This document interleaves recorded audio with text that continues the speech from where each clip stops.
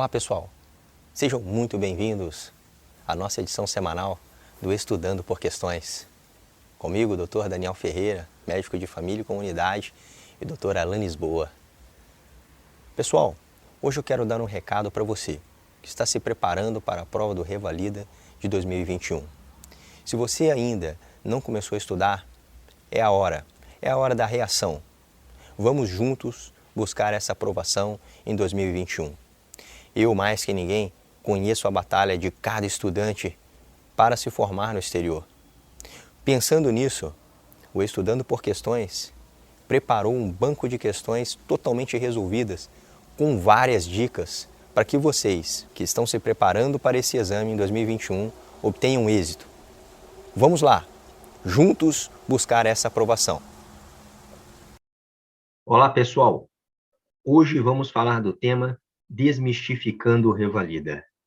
Bem, você deve estar se perguntando, né, o que é exatamente essa desmistificação do Revalida. Bem, eu trouxe aqui um compilado desde quando começaram esses exames no Brasil.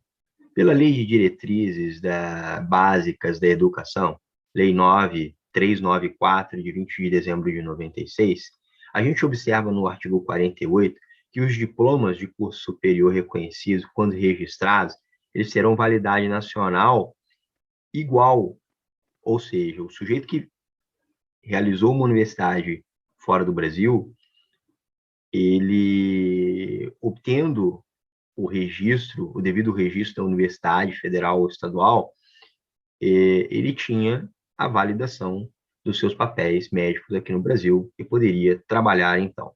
No artigo 1º, a gente observa que essa expedição ela era feita especificamente por universidades, né, federal ou estadual, e o Conselho Nacional de Educação. No artigo 2º, aqui, a gente observa que os diplomas de graduação expedidos por universidades estrangeiras serão revalidados por universidade pública que tenha um curso no mesmo nível e área ou equivalente, quer dizer, mesma nomenclatura, não é isso? Respeitando os acordos internacionais de reciprocidade ou equiparação. Isso tem que ver muito com o pessoal nessa época de 96, final do século XX, né? O Brasil ele tinha alguns laços muito firmes com nações desenvolvidas. Até hoje ainda tem, obviamente. Então, nações como Portugal, França, eram comuns estudantes brasileiros formarem em universidades de países mais envolvidos e trabalharem no Brasil. Então, faz jus esse segundo artigo aqui.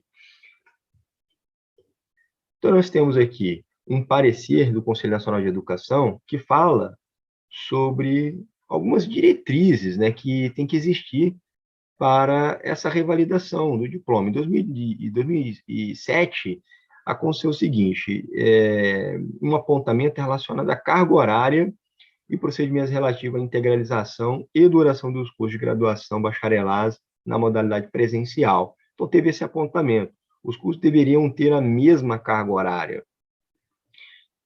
Em 2009, na Resolução 7, de 25 de setembro, nós observamos que, esgotadas as possibilidades do acolhimento pedido de revalidação pela universidade, caberá recurso à Câmara de Educação Superior do Conselho Nacional de Educação, ou seja, ainda assim, né, como nas diretrizes básicas de educação relacionada a 96, você poderia pedir o auxílio do Conselho Nacional de Educação. Na portaria número 126, de 18 de maio de 2011, a coisa já tomou um corpo mais abrupto, eu diria que ficou mais, vamos dizer, mais denso essa questão da validação. Nós já vamos ver por que isso começou a acontecer. E aí, no artigo 1º dessa portaria,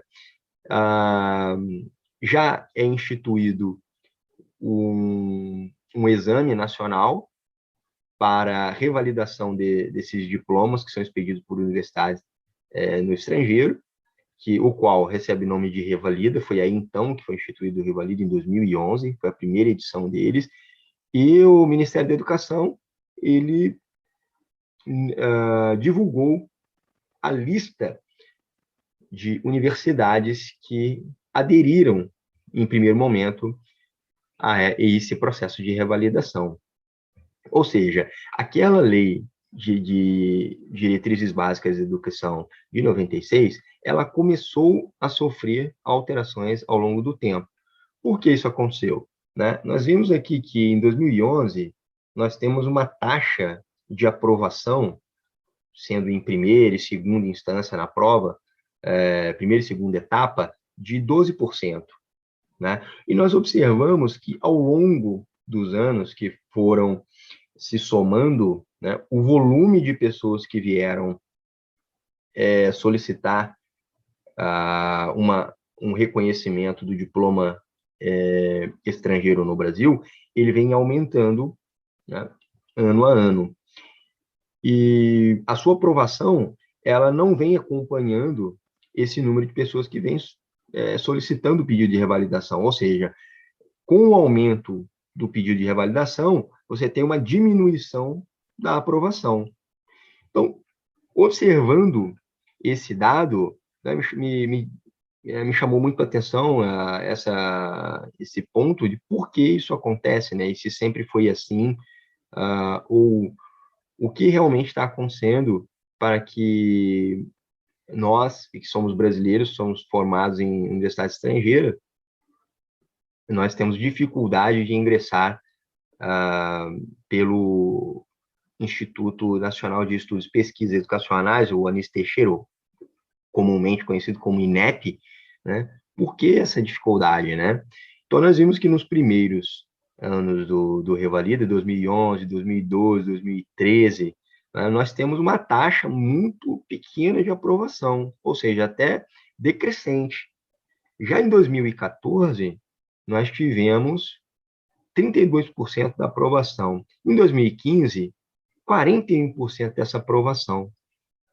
Sendo que, em 2016, a gente volta, né, a decrescer no número de aprovados. 2016, 2017, e aí nós tivemos aquela paralisação dos exames por 2 anos. Né? Então, já vem se somando ao longo dos anos os reprovados, em primeira e segunda etapa, o aumento de pessoas que vêm buscando a revalidação de diplomas médicos no Brasil e a interrupção do exame nacional de revalidação. Então, nós temos esses 3 fatores que encavalam essa tríade, né, que dificulta a entrada hoje do brasileiro à revalidação do seu diploma e ingresso nas atividades profissionais aqui no Brasil. Bem, um outro dado que a gente pode também ver aqui, trouxe um gráfico para a gente estar analisando essa coisa, aqui mostra bem, né, como o gráfico ele se distancia, né, o número de aprovados e o número de inscritos, né? Então, cada vez mais o número de inscritos ele vem subindo. Na última edição, nós tivemos aqui 15.580, ou seja, mais de 15 mil inscritos, né? A taxa de aprovação ainda é bem pequena, relacionada aos anos anteriores, né? 2013, 2014 e 2015 foi onde nós vimos que nós tivemos um pico nesse gráfico, né? Tivemos bastante aprovações e voltamos novamente, né, a decrescer no quesito de aprovação. Bem, então, isso me trouxe a seguinte pergunta, né? Como era realizado esse tipo de exame revalida em 2011? Então, se você observar bem nos editais anteriores, você vai observar que o tipo de prova, né, ele não mudou muito. Assim, a matéria, o qual é elencado no edital, não sofreu muita alteração.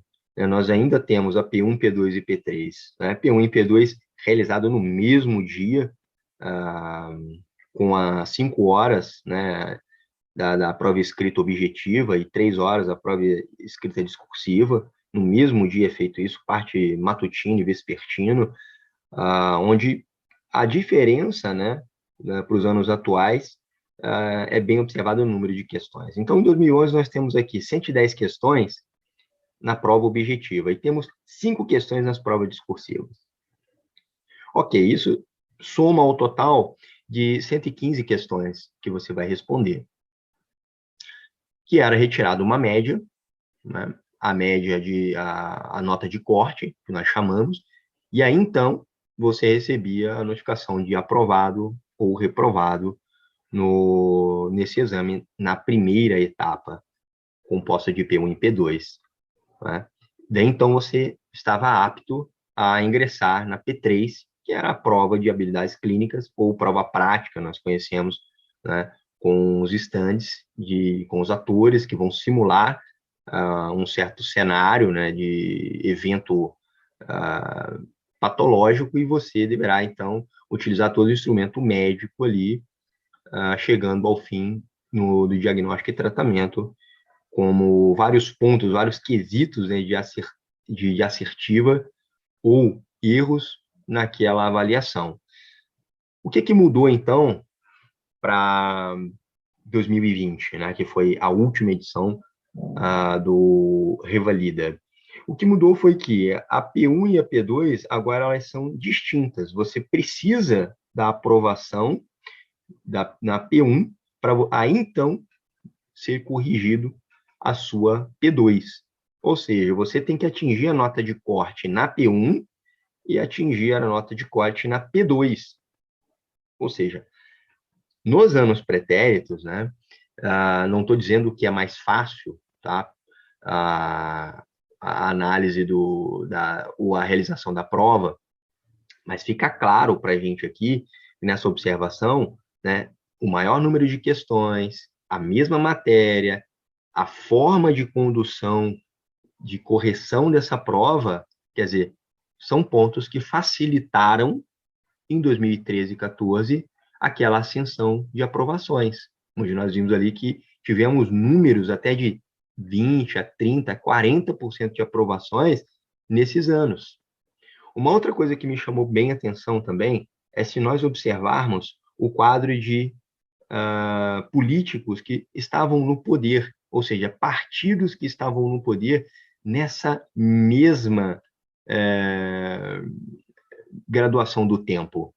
Nós vemos que desde 2003 até 2011, e depois em 2016, depois até 2019, nós temos uma política no Brasil social-democrata, né, onde se expande cada vez mais a democracia, onde os direitos do povo, o direito da sociedade, os direitos humanos, eles estão cada vez mais aumentando, o número de leis está cada vez mais aumentando, né? Então, o aparato judiciário hoje, a gente consegue, né, inúmeras ordens hoje no aparato judiciário, ou seja, inúmeros apontamentos nós já temos lá na jurisdição do nosso país, e isso, quer dizer, facilita, né, para instrumento técnico governamental, evidente.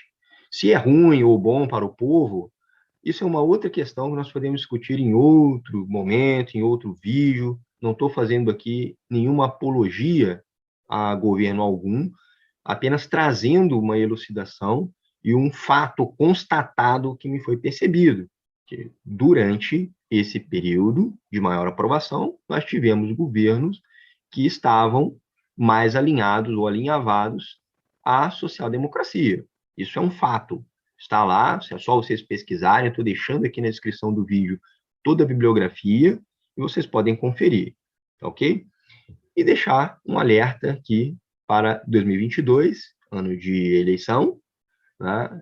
Não só presidencial, mas para governador e outras áreas afins, né?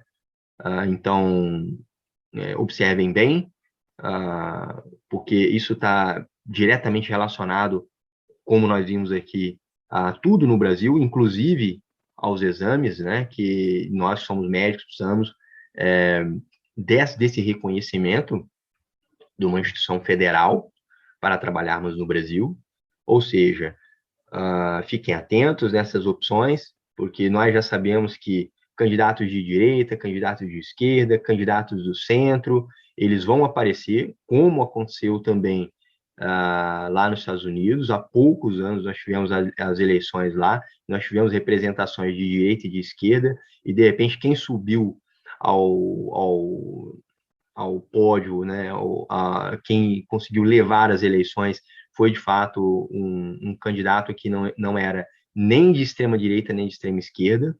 Então, ficar atento, porque no Brasil também nós estamos caminhando para isso, né? Extrema-direita, extrema-esquerda, e não sabemos ainda quem vem como uma terceira opção, mas fatalmente virá uma pessoa com terceira opção. Então, analise bem essas questões aqui que foram apontadas para vocês. E fiquem com Deus, bons estudos, até a próxima.